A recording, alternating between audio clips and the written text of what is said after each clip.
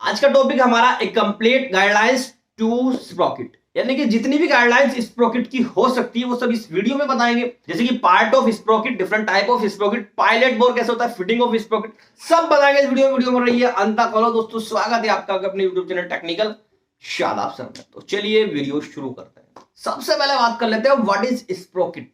Question आ सकता है interview में भी, रिटर्न में भी, किसी एग्जाम में भी, या फिर टेक्निकल टाइम में भी ये पूछा जा सकता है कि हमारा स्प्रोकेट क्या है। What is sprocket? Sprocket is a simple mechanical wheel. Sprocket हमारा एक सिंपल मैकेनिकल व्हील होता है। अब तक मैं व्हील की बात कर रहा हूं, व्हील आप समझ ही सकते हैं, किसी भी व्हील की बात कर सकते हैं। विद टीथ और स्मॉल नोचेस साथ में जो दे दिया है इसमें, देखिए इसके हमारे डेफिनेशंस में ये इस तरह से बन जाती है कि sprocket is a simple mechanical wheel with teeth और स्मॉल नोचेस। स्मॉल नोचेस भी ले सकते हैं, नुकीले पदार्थ भी ले सकते हैं, और टीथ भी कह सकते हैं इस चीज को, वो हमारा स्प्रोकेट हो जाता है।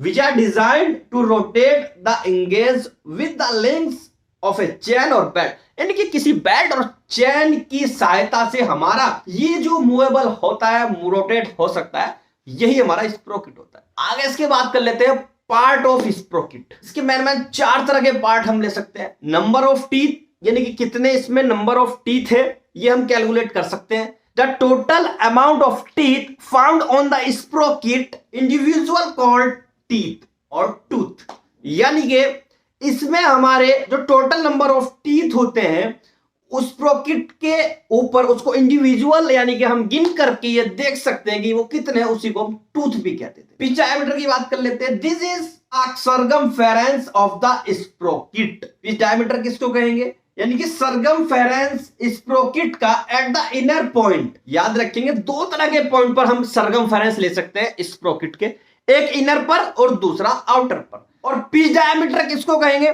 अगर हम इनर पॉइंट पर उसका सर्कमफेरेंस ले रहे हैं तो उसके point between teeth, point to point where chain meet the sprocket, इस तरह से स्प्रोकेट हो जाता है। तो ये कह रहे हैं कि इनर डायमीटर यहां से लेना है इस वाले सर्कमफेरेंस से। Outer diameter the circumference around the sprocket at the end tip of the tooth. Outer diameter किसको कहेंगे? टीथ के, अगर हम चारों तरफ ऐसे टीथ बनाते चले जाएंगे स्प्रोकेट के, और ये टॉप पर ऐसे हम पूरे में सर्कमफेरेंस ले लेंगे, तो ये हमारा आउटर डायमीटर हो जाएगा।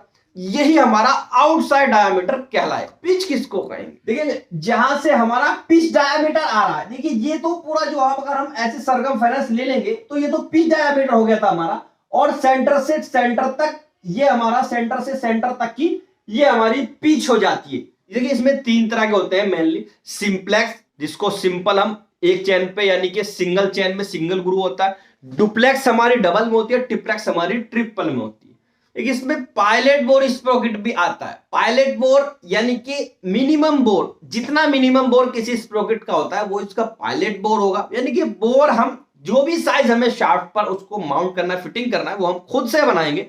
पायलट बोर स्प्रोकेट मार्केट से आ जाता है, इसलिए वो पायलट बोर कहलाता है, यानी कि मिनिमम बोर का। ये थी कुछ मोटी मोटी सी बातें चैन स्प्रोकेट के बारे में। जानकारी कैसे करना जरूरत अच्छी लगी तो वीडियो को लाइक, सब्सक्राइब और वीडियो को शेयर करना बिल्कुल ना भूलें। नेक्स्ट वीडियो में तब तक के लिए